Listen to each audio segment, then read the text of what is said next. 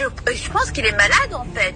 Il n'y a qu'un inconscient et une personne complètement irrationnelle et malade qui est capable de se mettre devant le peuple et de dire que tel ou tel n'a pas été voté.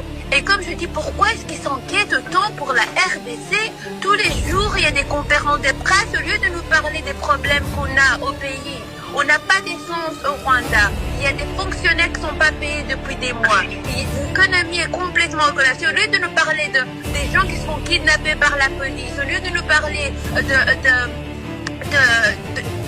tous les maux de la société, ils nous parlent de la RDC.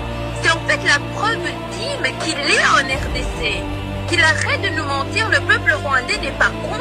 On le sait qu'il est en RDC. La preuve, c'est parce que nos frères ne reviennent jamais et on ne sait pas où ils sont. On nous dit, venez enterrer votre fils, il est tombé dans un accident, quelque part. Attendez, madame, give me. Je sens ta manière de parler, tu peux te présenter s'il te plaît, tu es qui? Donc moi je suis rwandaise. Okay. Merci.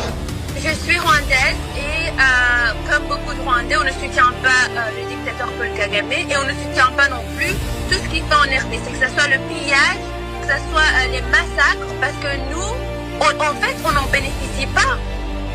On a envie de vivre en paix avec nos voisins, on n'a pas envie d'être le pays qui est connu pour le pillage et tout ce qui est sanglant et noir.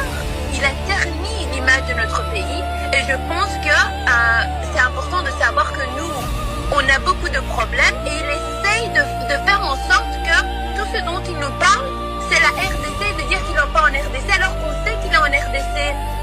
Il kidnappe des jeunes hommes chez nous pour les amener chez vous, on le sait.